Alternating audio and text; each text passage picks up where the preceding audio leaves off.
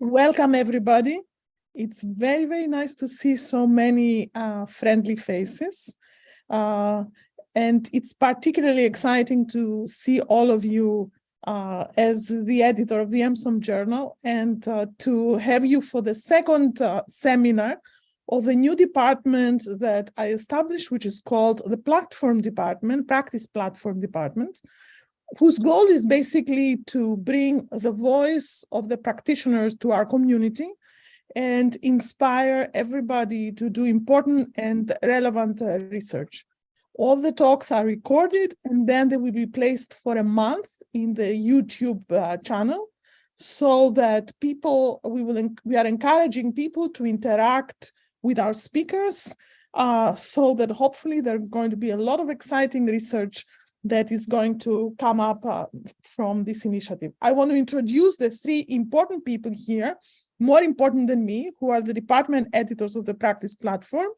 And I'm starting with Jeremy Gallian from London Business School, Pavitra Harsha from IBM, and Anant Raman from Harvard Business School.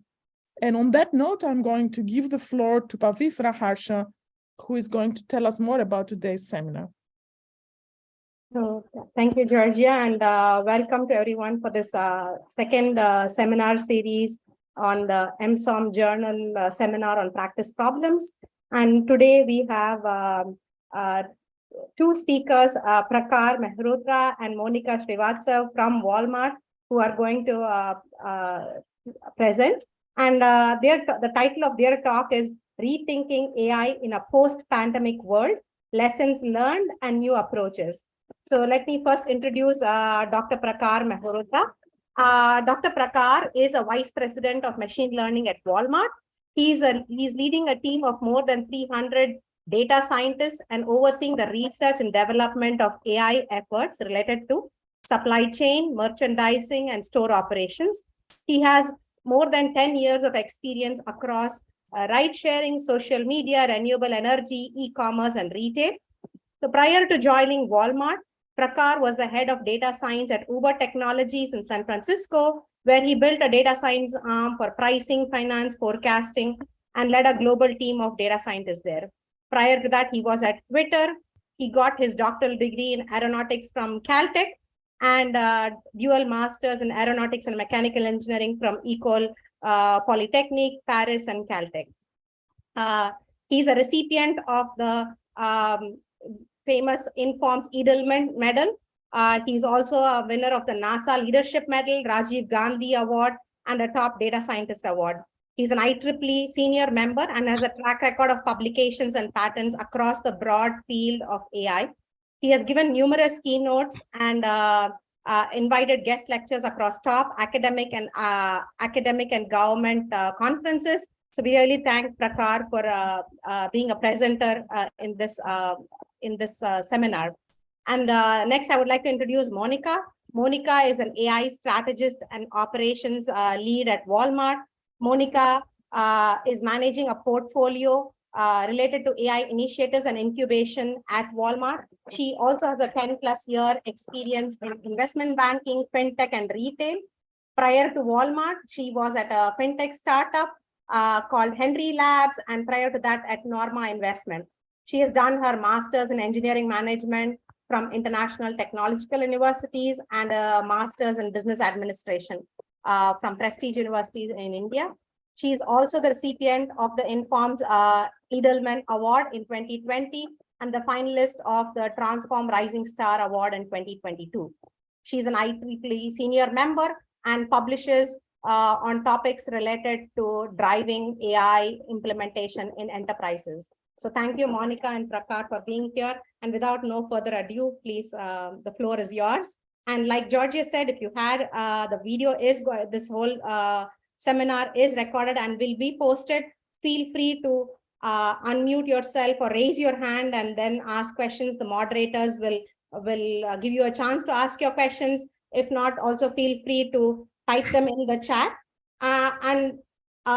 Through the YouTube channel, the questions will continue to be monitored even after the talk today and will be posted later on. So please continue the engagement now and for a month from now if you have any questions.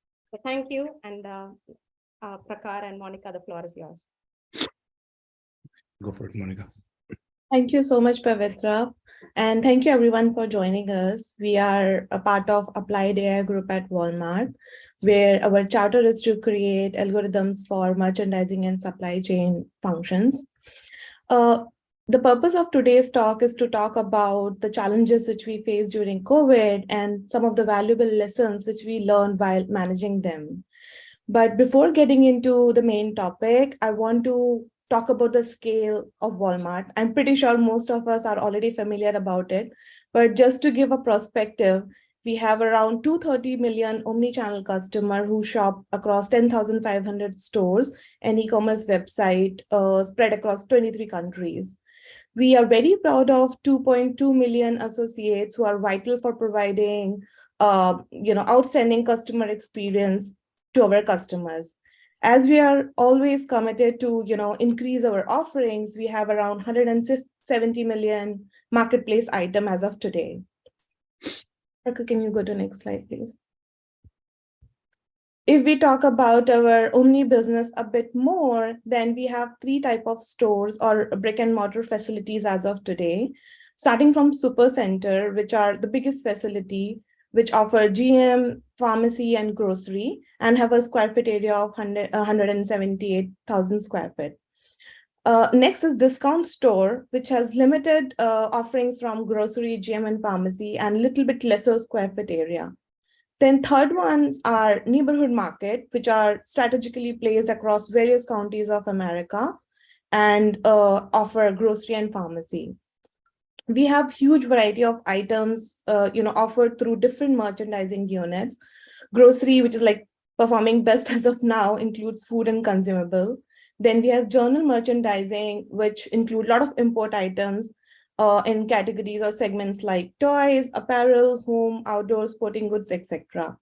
Then we offer a varied variety of pharmacy, OTC, and other drugs, etc., which are crucial for the well-being of and health of our customer.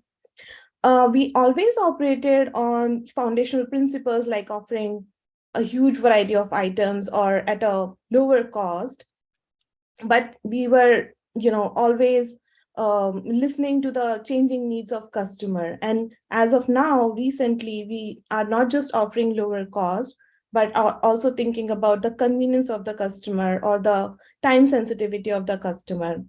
Fun fact, we have around all the brick and mortar facilities which we have are located within 10 miles radius for 90% of US population, which gives a huge advantage to us when it comes to omni fulfillment. And we offer a lot of delivery options like one day or same day delivery. Walmart recently started Walmart Plus membership, where you can subscribe to a lot of services, deals, and offers. So this was more about scale of Walmart. But if we go to our main topic of COVID, the scale, which we are very proud of, created a lot of challenges when it comes to operating the retail during pandemic. And we are going to learn more about it in upcoming slides. Yeah. Yours, yeah. Thank you, Monika. So as Monika talked about, like a scale of Walmart, it's something that we are very proud of. And it also creates a lot of challenges, especially during COVID times, right? And so as Monika said, our charter is applied AI. What it means that we are working on algorithms across the spectrum of operations, from merchandising, supply chain operations. And people often ask, what is most of the problems are optimization problems, and people often ask, what is the objective function of your optimization problems? And I always point them to our Walmart flywheel, which you could see the lower cost down there.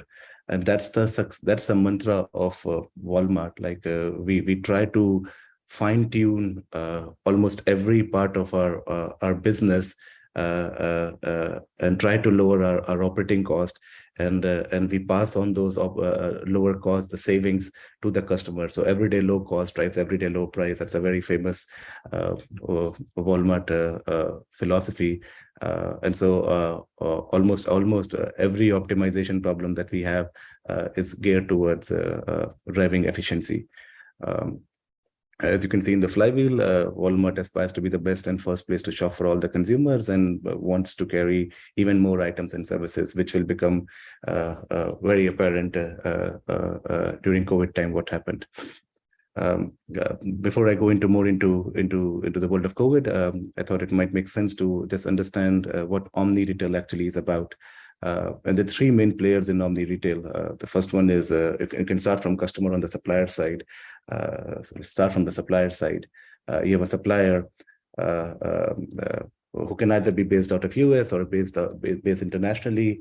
Almost 2/3 of our items that we sell in US is from America, is supplied from America. 1/3 is coming from Canada, Mexico, China, and India.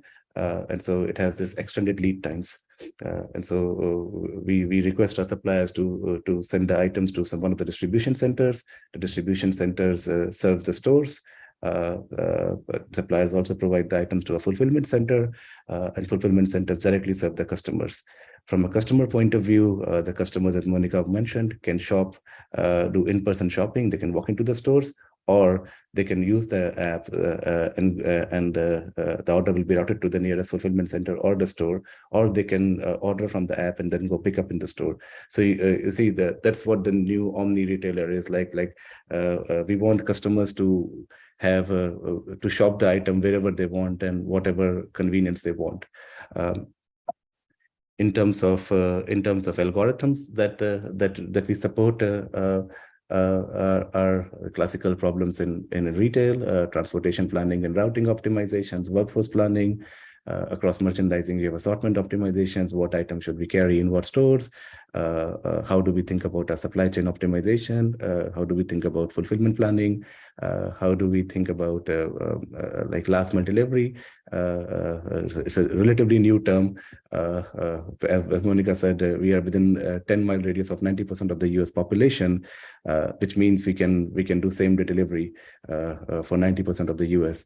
And so last mile delivery, how do you optimize for the last mile delivery? So that's that work stream there. Now, what happened? This is what the normal world looks like, right? Like on a regular week, this is how these algorithms are optimizing for each of their individual components, and the world is fine. Like the system as a whole is running. But then what happened during COVID was, COVID hits in April. We went from empty shelves in April 2020 to now excess inventory at present. And so it was quite a bit of dramatic, never seen phenomenon in retail, where the consumers, the shoppers, the food shoppers were shopping in panic buying and stocking up, and so the food was mostly out of stock and the supply chain was breaking. Then the pattern shifted as Americans we all were sitting in lockdowns. The spending shifted more towards buying puzzles, buying toys, buying books, buying entertainment to keep ourselves busy. Then people realized, okay, no, lockdown is going to stay. So then people bought more adult bikes, right? And bikes started going out of stock. And it was this influx of demand, like very surge in demand, that was causing out of stocks in the stores. We've never seen. Most of it was also driven by the stimulus check that the Fed released. And so you could see a very important point here that September sales grew and Delta variant favored spending on goods over services. And that was what you see, a shift in pattern. Recently now, as consumers, people decided to go for more holidays, more shopping. So now the spending is shifting back to the services of their visit. And so now you see in April, everybody was talking, and now you have excess inventory. And this change happened very suddenly, right? Like it was almost like you were living day to day during the pandemic. And that created a massive challenges for the science group at Walmart, right? We had two options, right? Like we can either, as I said, the algorithms were all designed for optimizing on cost and efficiency. But then when the consumer pattern was shifting and the COVID was rising, when we were training the models and we were solving these optimization problems, we were like, okay, like we have seen, let's use in the uncertainty regime, it's risky, right? And so we know the probability model from our past data, and so we thought we can use very outlier events to model the world, and it worked during the initial outbreak, like early part, maybe till July and August timeframe. But then, as the world entered lockdown, massive lockdowns, there was massive ambiguity on the supplier side, like there was almost no guarantee of what is going to happen. Operations, as COVID was going from community to community, what was happening inside each local community became extremely important. And so all of a sudden, it was like usually when you are running algorithms at this scale, you build one or two models that serve the entire America, and your hope is they will generalize very well. But during COVID, that assumption broke down. It almost felt that we need to build for 4,700 models to optimize for what is happening in each of the community. And so in some sense, our objective function was changing. So there was this brief period, like in September, I very well remember, where we didn't know from the science perspective of how to train our models, like is past data even the predictor of the future. And so we term this as ambiguity. I'm like, this is ambiguous. There's no tool right now in the tool books that industry practitioners have or are well aware of how to model that. And so what I'm going to talk in the next few slides is more focused on this, what happened during lockdown period of the ambiguity. The best way to describe this environment is, the real world is dynamic, stochastic, and continuous and partially observable. So we thought we'll add the term ambiguous to it. I haven't seen much literature on this anywhere. There's no standard libraries or packages or tools that are readily available to practitioners that can handle this. And with all honesty, the data scientist, it was a new thing for data scientists. Of what does it mean that things are ambiguous? And so that's when things started to get interesting. And if I take a step back, going back to the diagram that we just saw, what was ambiguity, right? And so on the supplier side, lead times, there was no ET on lead times. Like we were placing orders, and supplier was like, I don't know when will it come. There was almost no communication on our operation side, like driver availability, like workforce availability, routing, all of those. As COVID was spreading, it was almost like we didn't know. We didn't have the data, like, okay, what is going to happen?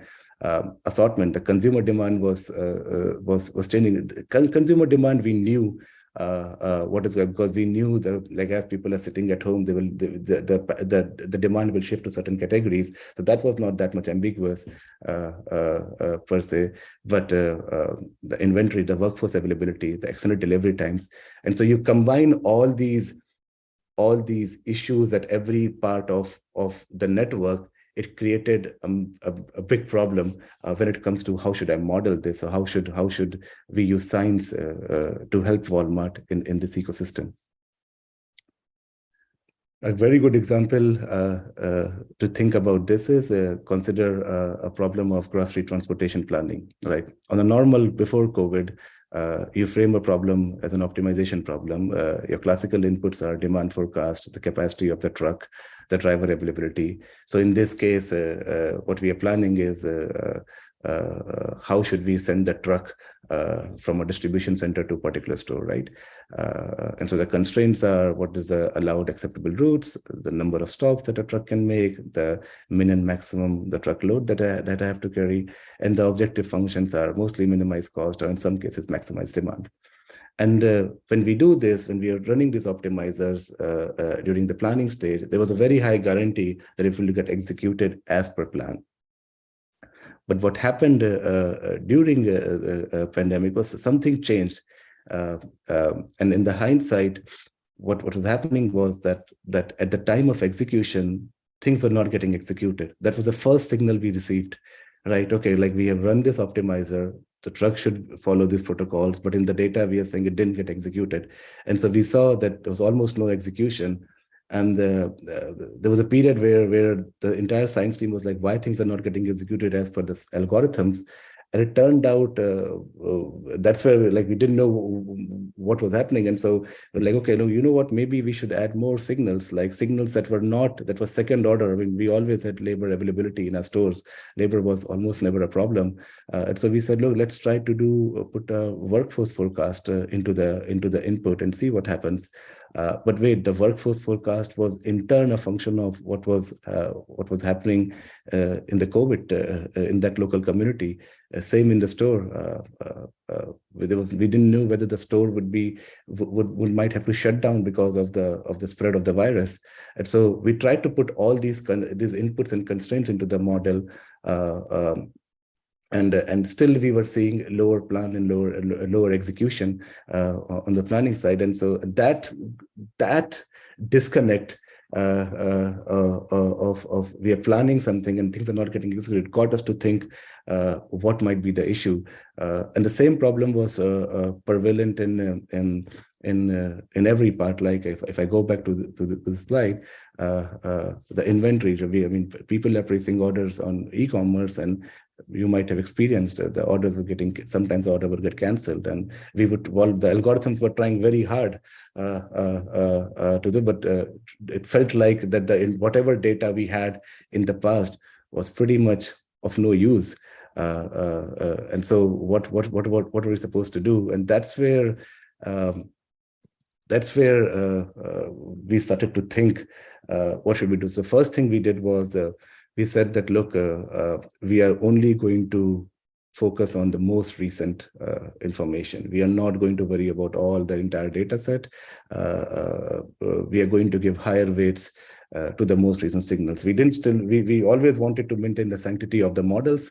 And so we wanted to operate in the scientific paradigm. And so one of the very smart scientists on the team figured out, let's give more weight to the recent signals. What we mean by that is, in my example of the truckload planning, see what was the workforce availability yesterday. Like see what was the work availability in the nearby store, parse through the news that is going in the headlines and see what might happen. So recency became the name of the game versus the entire data set. And second, that brings to my second point, that every recent signal is important. It was not about just the classical signals that we had, but pretty much every recent signal. And so we were parsing through the news, we were reading what CDC was saying, we were looking at all the second and third and fourth order effects that usually you would not put in a real world inside the modeling, because the algorithms have to run. You have to guarantee availability of the algorithms. Suddenly everything became important, and that kind of worked and helped us help Walmart. Third point, there was a lot of debate internally, and I think when I was working with Professor Anant and Pavitra, that robust optimization could have also helped. But the answer was we didn't understand the space of possibilities we were operating. Like we didn't understand what the future might look like. And in some cases it was unknown. And there's a very famous saying, known knowns and unknowns unknowns. And so that didn't work on our end. What the other thing that helped us was this idea that to plan this omni-retail supply chain, can I use the same customer demand? Like we know the demand might be off, or demand might have error, or we might have error in the workforce availability, or we might have errors in all our estimates of lead times and all. But can I use the same thing across every algorithm? And that helped. That helped because now all the algorithms are parsing to the same input, and that helped minimize. I'd actually request the audience on this call to see if there is a mathematical proof around the same, but it did work. a lot of there was a lot of debate in the scientific community internally about simulations, and so one of the work that was going on internally at that time was yeah, we might not know the distributions in an ambiguous world, but let's use whatever distributions we could think of or we have from the data, and just simulate end to end. And when you're simulating end-to-end, maybe the propagation of risk probabilities can help you model that, like it get you a better answer. But it was computationally very expensive. We didn't pursue it that further. But it's an interesting body of work that was happening. And lastly, there was when I look back and when I reflect at all this. As a scientist and as an industry practitioner, thought was that, look, what if there was a general framework to handle both risk and ambiguity in the broader field of AI? Like there are tools for causality, causal inference. There doesn't exist much for ambiguity and risk as a together. Like as a data scientist, I don't need to fully understand risk and ambiguity. What if there were tools that will help me? So those were the lessons learned. I think somebody's raising their hand, so I'll pause. Well, it's me, and I actually thought of, first of all, to let you catch your breath and get a sip of water if you wanted. But first, I know there's a lot of focus on point number 6. Even in the chat, people are excited about it, and I think it is very important for everybody to focus on that. But you also touched upon point number 4 over there, which I think is very interesting. And I have a question over here, Prakhar, is so when you went from a world of risk or predictable or whatever, to ambiguity, to an ambiguous world, what was the reaction in the organization? I mean, what was the instinctive reflexive reaction? And because there are lots of practitioners here, they can probably resonate or say no, their experience was different or similar in some way. Yeah, I think when I vaguely remember when I mentioned internally that, look, we are in an ambiguous world, the first question was, so are we not using science? Are we just going to use the human judgment and we are just going to go with experience? And even that was, people had not experienced this before. And so I remember very, very well that, look, the ask was, we get it is ambiguous, but there has to be something in the scientific community that can help us be slightly better in our day-to-day operations. And that in some sense forced us to come up with all these so-called hacks, I call them, to help Walmart. So that was the first reaction, and people acknowledged that, yeah, the things are ambiguous. There's no doubt about that internally. There was a lot of debate internally on this slide whether the demand was ambiguous also or not. And we understand the demand very well. We understand that when people are at home, what they might shop. We have a decent understanding, so we knew that what might happen. What we didn't knew was how we can handle the supplier and operations. So that was my response. I don't know, Monika, if you have to add something. And for the scale of, I think Walmart, I guess you really can't go by just gut feel. You have to have models running and you need recommendations. Yeah. And also once we kind of educate people, then they were more open to accept solutions which are more directional and not accurate. That was the reaction which we got after explaining that how we are running the science behind it. That is interesting. One reason people feel nervous is because they don't know. I mean, when I don't understand something, maybe it adds to the ambiguity. Vedad had a question, Pavitra. Were you going to call on her? Vedad, do you mind? Please, Vedad, unmute yourself and turn on your camera and ask that question. Sure. I'm really enjoying this as somebody who really is interested in ambiguity, but I didn't quite follow item number 5 in terms of somehow translating risk into some kind of model of ambiguity. That's a very good point. And in all honesty, I also don't fully understand it, but I'll give it a shot. You see, in a normal world, you don't. There's no. Let me go back to this slide and then I'll answer. Yeah, so when I'm doing workforce planning, say, or scheduling optimization from a DC to store, right? Like when I'm on this part of the work, like your algorithms, your optimizers are just focused on that part of the piece of the puzzle. Like what is happening upstream and downstream is almost guaranteed that it is going to happen. So I don't need them to talk to each other. I don't have to do end-to-end simulations in a normal world. But when everything around this became ambiguous, and I was like, okay, how should I think about workforce planning scheduling when the uncertainty that I was seeing, say, on a node on supplier forecasting, or maybe some uncertainty that I was seeing in the store, can I model it? Can I go end to end? Will that give me a different answer? Right, like versus trying to have an classical optimizer that just optimizes for this piece. So that end-to-end piece kind of helped because, as I said, we were using, first thing we did was we use the same consumer demand across every part of that. So that helped. Second thing was, okay, like what if I use the 90th percentile on the customer demand? What if I use a different thing on customer demand? Does that affect the workforce planning? And we haven't thought about that in the real, in at least at Walmart, like what would happen. It was, as I said, it was an R&D topic. There were people very passionate about it to do that. And so I just put it out there that, look, that might actually help handle ambiguity, like end-to-end simulations. Does it make sense?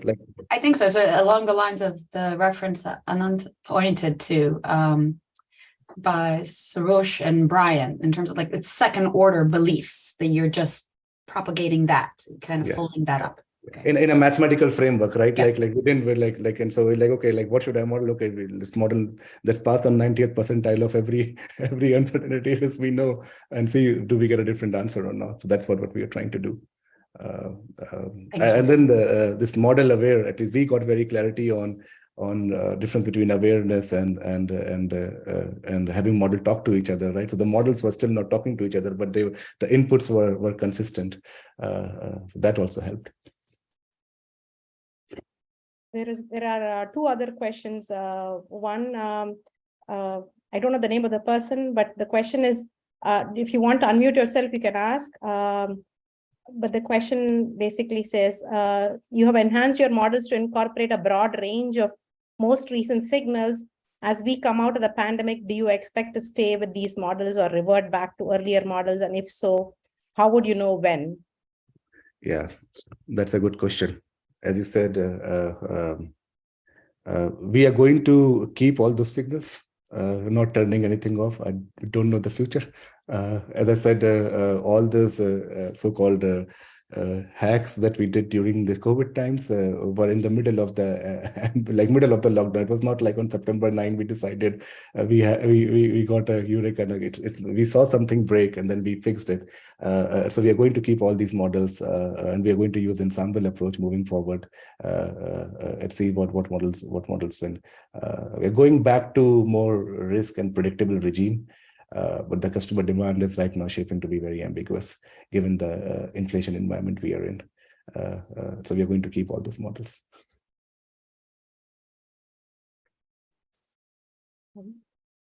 Thank you, Prakhar. Another question on, are you iterating over model uncertainty and stochastic behavior in your simulations? We didn't do that. Yeah, maybe I could elaborate. So you mentioned ambiguity is the uncertainty over probability models. Yeah. Those simulations iterate over stochastic behavior, but with a fixed probability model. Yeah. So I was wondering, like, so in some of the work that I've done, I've kind of included both model uncertainty and stochastic uncertainty in simulations. So sort of iterating over both to get the full, I suppose full Bayesian model uncertainty. Yeah, we didn't do that. That's a good idea, right? We should have tried that, but yeah, we didn't do that. Well, just, I mean, again, huge respect for the scale of the problem you're dealing with, though. I was like, if you've done that, what kind of supercomputers are you using? That's why I wrote. That's why I wrote that's why I was like, even the computational complexity of even this thing to pull off at Walmart scale was very high, and so like in the real world cloud budgets, and so yeah, we didn't go there. Okay. We spent most of our time. I don't know, Monika, if you remember, or if you can give an example, but this recency, like second point, like where we were combining, it's like what we thought about itself is like if let's say suddenly I land on Mars and somewhere, and suddenly there is a massive storm or somewhere, and what would I do? I would like whatever book that rule book that gave me, I would just almost throw it out, and I would use my ingenuity to figure out how to survive. And every recent signal or every piece of information that is around me becomes very important. So that was the breakthrough that happened. Okay, look, if I'm going to die in next 2 minutes, let's how to survive. Every recent thing or everything around me becomes important, and that's what we did. It somehow worked. I don't have a very theoretical proof on this, but it did work. I can almost say that. Like, I don't know, Monika, if you have to add something on that recency example.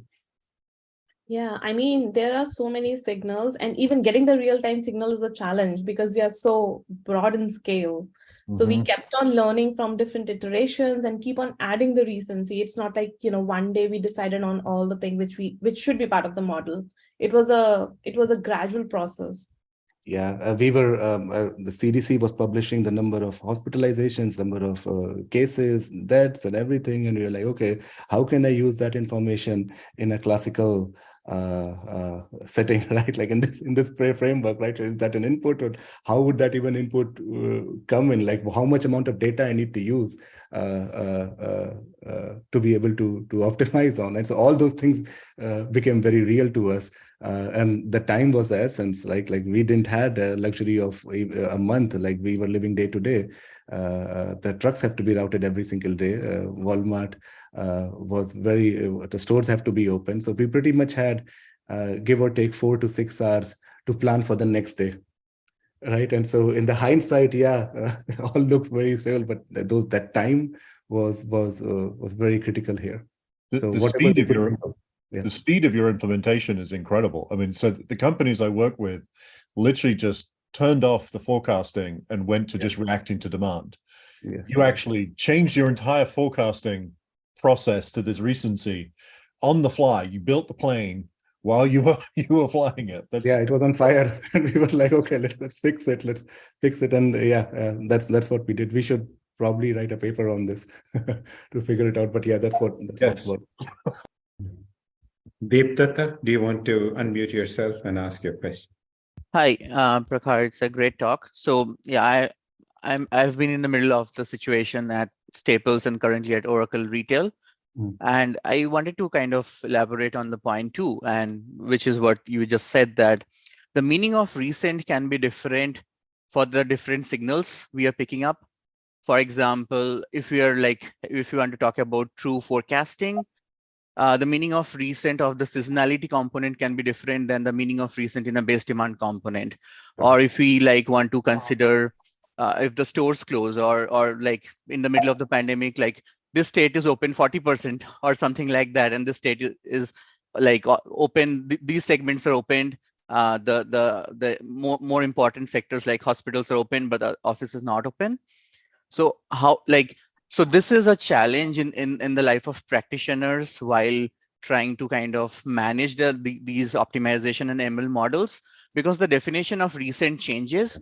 And as you mentioned that to address ambiguity, I totally agree that all the different teams working on the smallest of problems have to interpret the input signals similarly. So the interpretation has also to be same, the meaning of recent. And that also updates as the world evolves, as customer demands evolve.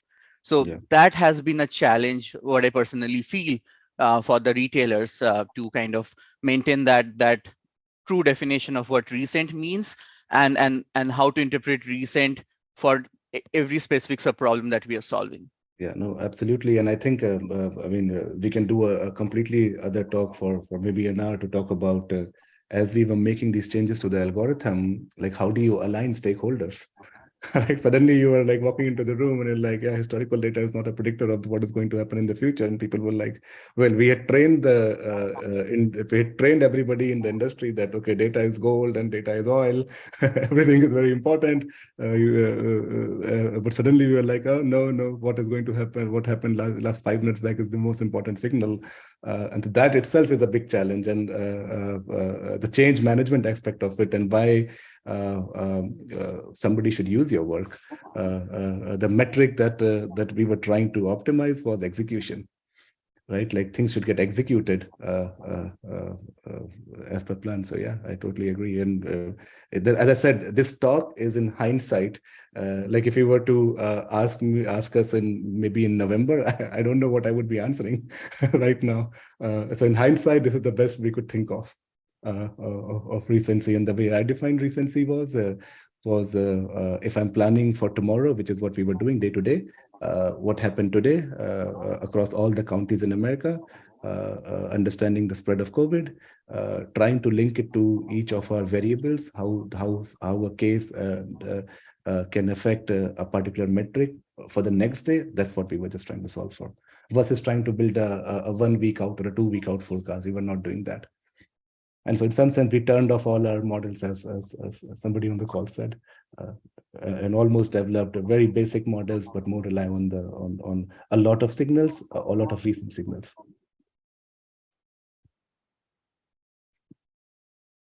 Thank you very much for the presentation. Really, it's a great framework to rethink about what happened.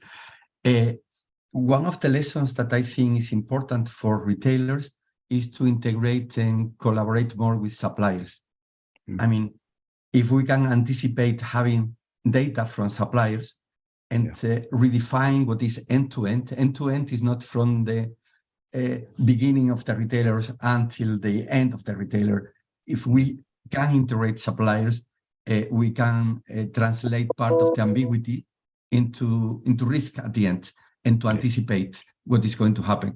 So to think more broadly across the industry, I think is something that we should work in the future.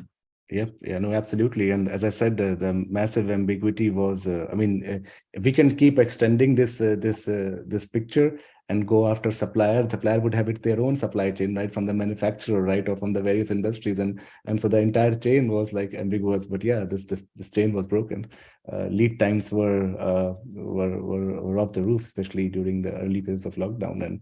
And what you see in industry right now is some of the derivatives of that, right? Like if I look at the slide, right, like there were empty shelves, and so people were like, oh, I really want to buy everything. We were giving stimulus checks, and so as a merchant in any retailer company, merchant is a person who places an order in the company.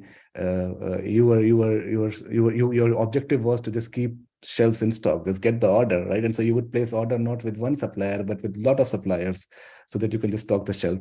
But then the consumer shifting changed, right? And then there were delays in supply chain that started to ease a little bit, right? And so all the inventory came along, and the customer demand is shifting, and now suddenly you have excess inventory. And so could have we predicted this? I don't know. Did forecasting algorithms did their job? Probably they did, but it was more driven by humans. This idea that I have to keep everything in stock, so just order more, right? So human psychology was at play here. So this is the perfect example of marriage between science and humans, right? And even though science might have not told to place so much orders, but humans still took that decision because they felt it's the right thing to do. And as a data scientist, I would have also ordered more because I had no idea if the supplier would fulfill my orders or not. So not only I ordered more, I ordered from many suppliers, right? And then suddenly supply chain eases. The world becomes better, and then inflation hits, and then you're like, okay, so now you have excess inventory. It's completely reverse problem. And so now the most important algorithm right now for every retailer, or I can almost guarantee you, is markdowns.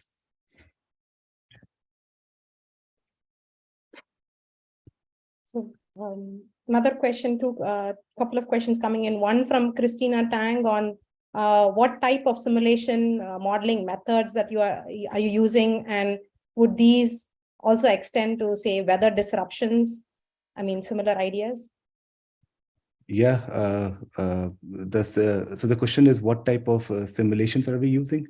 Well, it was more classical simulations approaches, like what we were. I'll give you an example. What we were doing was, okay, a demand forecast. The best way to understand is to an example. So let's say my problem is. In one of the stores in California, I need to guarantee high availability. That's what I'm trying to solve of a certain item, right? And so you would take the consumer demand of what you see.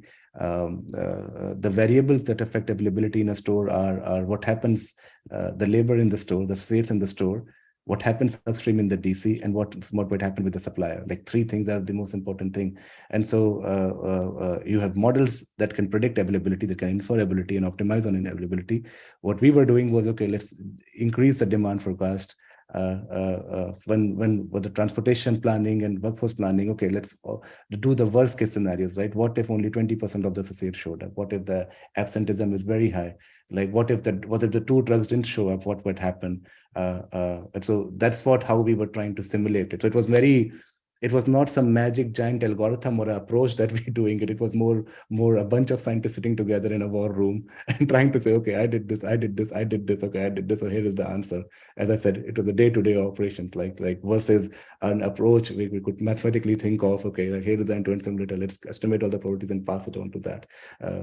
Almost we were not ready for this type of simulations, and it came upon. In the hindsight, yeah, we could use I mean, there is a very heated debate internally in Walmart and scientific community inside here that we could frame this entire as a multi-agent problem where we could associate this as a more reinforcement learning paradigm, and we could have an award associated with everything to whether we did right or not, and try to build agents that learn.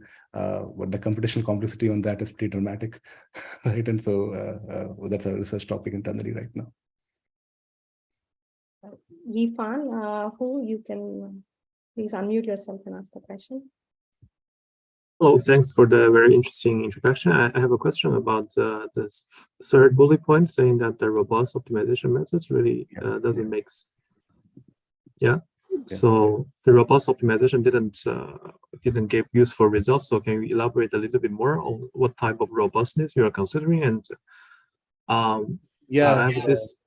And another question is that although, like, for example, you said that ambiguity set is kind of unknown, so can you elaborate a little bit more on that? I mean, yeah.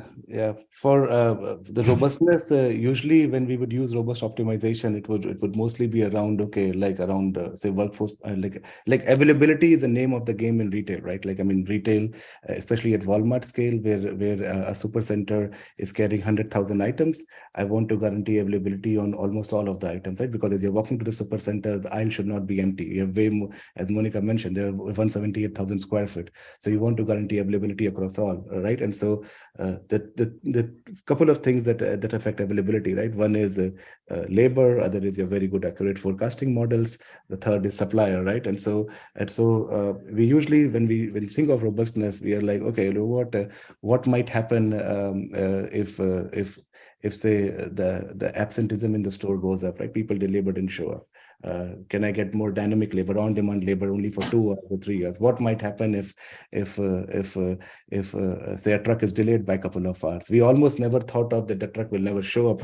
Right? We always thought of truck is delayed, right? And so that is the extent of robustness we went, and it somehow worked, right? Because remember this, we have oiled this machinery for over the last 50 years, right?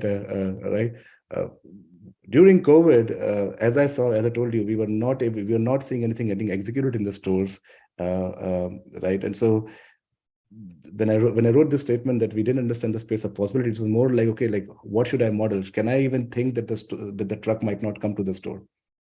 Like we didn't have that level of wisdom, you could say. I didn't have that experience. That as a data scientist, we didn't think through that. Like, okay, like what do you mean the truck will not come to? It has never happened.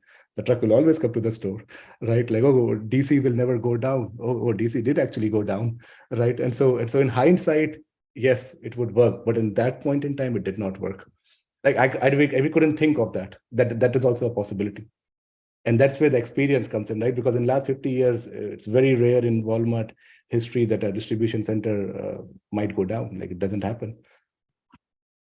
right? I see. But due to COVID laws, the county might ask you to shut it down, right? And so we never modeled that, and when that happened, like we didn't have an answer. So that we didn't understand it, and it was unknown at that point in time. See. Thank you very much for the explanation. Divya, yeah, one thing I will add is that all these lessons that we are talking here, right? Like they were especially during this period of like lockdowns, like this massive period, like as the world was, and it was not like the entire month of September to July we were operating this way. No, like it was maybe in November, December it was heightened what was happening in the US. And then we figured it out. We figured out that recency and this all will work. I mean, the team right now has if a COVID 2.0 happens, and if let's say we are not able to crack number 5 or 6, we might be able to use robust optimization because we now understand what worst case scenario might look like. Right, but I really wish we figured out number 6. Right. It will just make our life much easier to run team at scale. Makes sense. So Divya, Mehredi, do you want to ask your question? Hi, thanks for great presentation. So I was just wondering, you mentioned complete recent data for the model development. Does it mean you just consider the past week or past month data only? It's not like you have not at all considered the old data, even for tracking some of the peaks, for example, like Christmas season or maybe some other festival season, though it is pandemic, though everybody is just staying at home, but still I believe everybody wants to celebrate some of the occasions.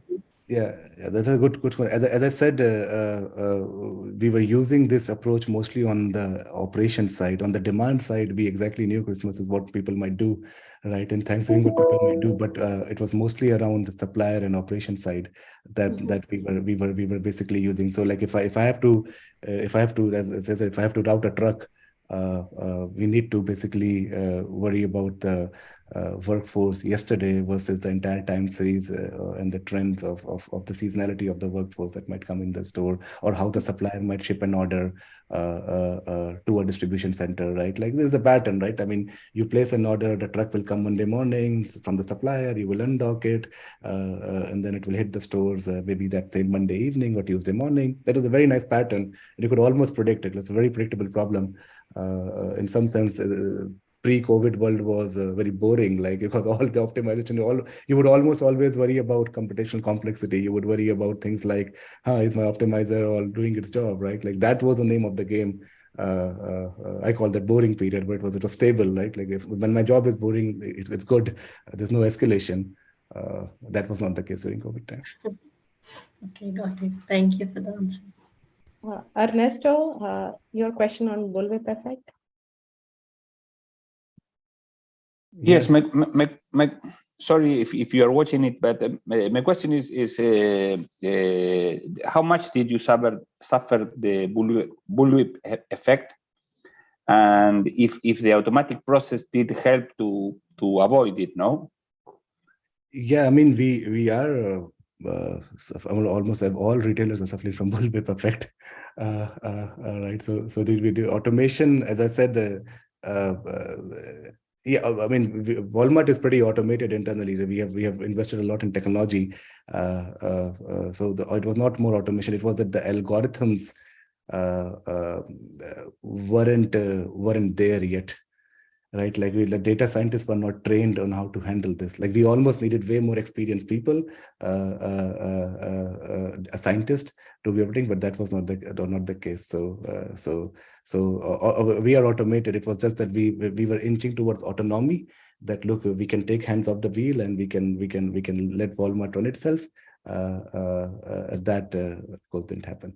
Like in some sense, the data scientist became the merchants, the supply chain managers, everything, and I really enjoyed that time because I appreciate now the human ingenuity that goes into it. In some sense, what the bunch of scientists were doing in the room was that human ingenuity, right? Like we were not reading any textbook, and all we were like, okay, how can I model this? So that was, yeah, but we did suffer from bullwhip effect. With 3 minutes to go, Prakhar, maybe you want to close your presentation. I know there are 2 more questions, so for those of you who want to leave, you can leave, but we will continue to have the Zoom going for another for a little longer. So if you want to stay back and listen to additional questions being asked, we can do that. But yeah, maybe you can close your presentation, Prakhar, and then I just wanted to end with a presentation with Russell Lake, of course, right? I mean, this really inspired.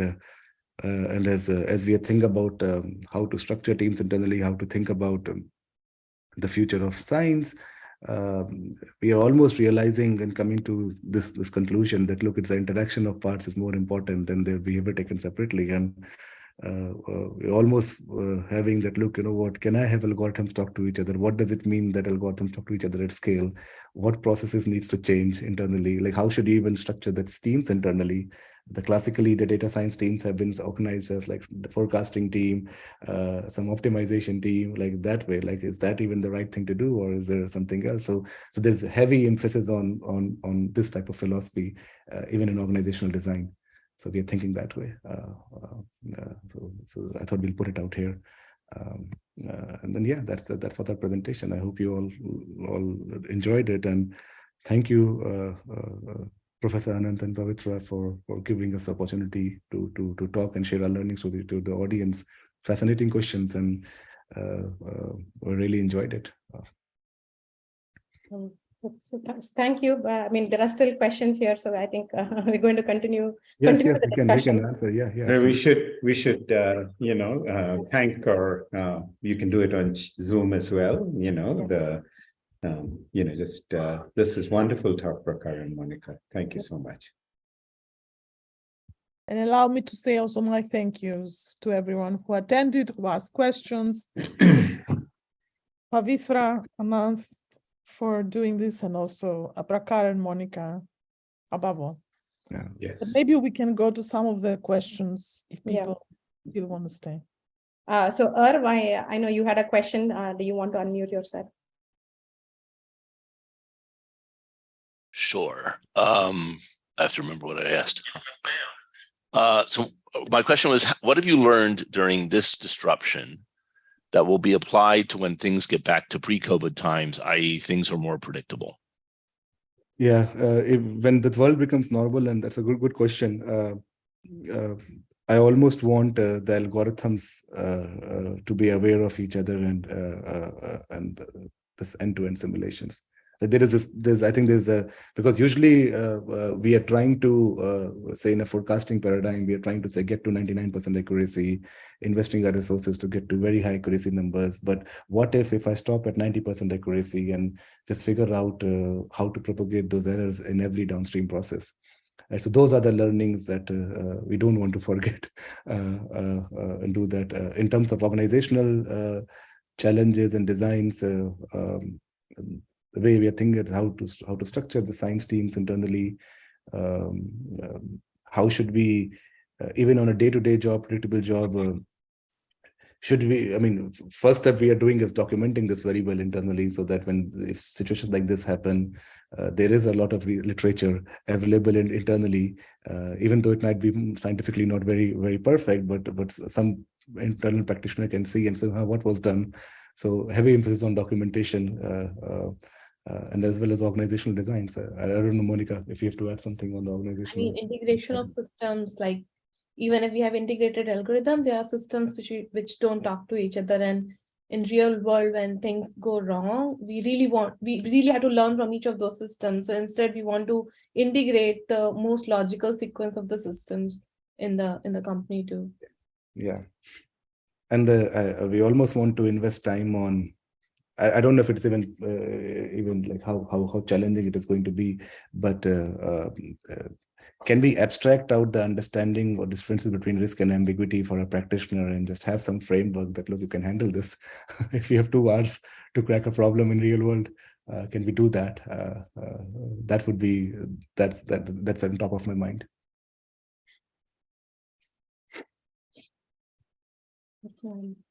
So Robin, I know you have a question. Please go ahead. Yeah, thanks, Pavitra, and great talk. I really joined this. So I'm working in a retail environment and could resonate with a lot of things that were shared. When you mentioned that the ambiguity for Walmart was mostly on the supplier and operations side during the pandemic and not on the customer demand side, right? And now we're moving to this high inflationary period. We don't have the stimulus. So it feels like with the inflation, the uncertainty or ambiguities on the customer demand side. So this is related to Irv's question. I'm wondering, what are you doing right now, given what you've gone through in COVID, to deal with this unprecedented inflation? Because it's not the same problem, right? It's a slightly different one. Could you speak to that? Yeah, that's a very good question. And I think, as you said, during COVID times, we knew how the demand would shift from category to category, right? Like it was the Walmart was driven by, in some sense, what Monika described in early slide, that we carry almost everything under one roof, kind of helped us, right? Like we knew demand was shifting. Now, it is ambiguous in the longer horizon, right? Like so, for example, what might happen in the month of May or April, right? That is ambiguous to us because we didn't know whether there will be a strong recession, if we formally announce recession, how the world would react. Like we don't know that. In a short term, it is still predictable. Like we know how next like Thanksgiving is going to be with a very degree of certainty, right? Like our models are able to pick that up. It's the long run where we don't know the ambiguity. So when we are doing long range planning, actually have this is the problem we are working on right now, where I can't use Recency, what happened yesterday, to model something which is going to happen in 4 months from now. So we are using more macro signals, right? Like in some sense, the end-to-end simulations that I talked about, that's what we're trying to do internally of what might happen in long term, where long term looks very ambiguous to me. What I described during COVID time was that tomorrow was ambiguous to me. What might happen tomorrow? What we are, in my opinion, in the paradigm right now is what might happen in a slightly longer horizon is ambiguous. What is going to happen tomorrow is predictable, and like I can get that. Does it answer your question? So I can't just use the recency signal that I just talked on the talk. So I'm using more the end-to-end simulation paradigm, but adding more macro signals to the economy just to see what might happen. Right. And so do you think what you did to manage supplier and operation ambiguity is the same lessons learned for modeling customer demand ambiguity? Yeah, it was I mean, we now understand that it is ambiguous. So that was a big lesson learned. We like internally, we acknowledge it is ambiguous. That was the biggest lesson learned, that there are 2 things called risk and ambiguity, and they are not the same. But in terms of modelings, they are slightly different. Like I'm not using the same recency thing that we talked about here during that time, because it was a short-term ambiguity. Like what is ambiguous going to happen tomorrow? We are on this more end-to-end simulations paradigm. So this is the lesson that we have learned, that let's go towards simulations. Let's try to model what is going to happen end-to-end. Does it answer your question? Does it help? Yeah. Thank you. Okay.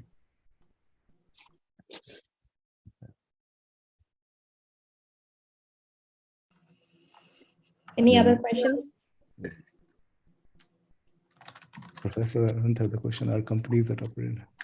Well, I was just musing about it, but you can actually take this or stop the screen share if that's okay, Prakhar. But no, my question to you and to everybody else is maybe in some ways, as you were describing it, it struck me that, Prakhar, that you and Walmart might have been spoiled by operating in a more predictable world, I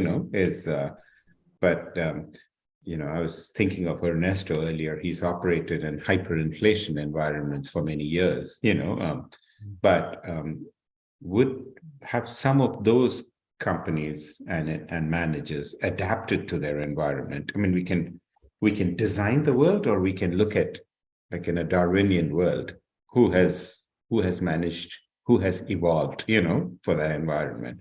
I was just curious, and what your thoughts are.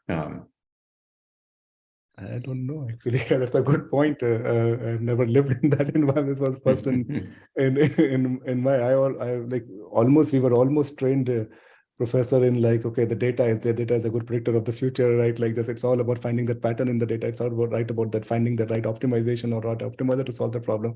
That was the name of the game. Almost every literature that was published, mostly around 2020, 2018, 2019, 2020 was around that, right? Like, so maybe this is channeling Robin's question over here, but there are parts of your business that are more uncertain, than others. So would you find that, and maybe even ambiguous, that is with the people who operated in fashion apparel, might you benefit from the grocery people, who operate on, Robin, this might be a question for you too. If I've been buying white socks, I operate in, I've been trading treasury bonds. As you said, boring is useful. Yeah. But maybe I need to talk to the people who were creating, who were buying fashion apparel, possibly. I don't know, possibly. Maybe for Robin. And of course, that's my. I work for Asana, and we own Ann Taylor, Lane Bryant, Loft. So we have a mix of fashion apparel, but we also do have, white, tan undergarments that are more replenishment items. So we do have that mix, but a lot of uncertainty with fashion apparel, and also the lead times, that we talked about. So, we have very long lead times. So you're planning, 9 months out for some items. Yeah, and apparel was, I think, one of the most heavily impacted categories, because as people were at home, shirts and things that you wear on the top was the most selling items. Almost nobody bought pants, right? It was very interesting about human psychology.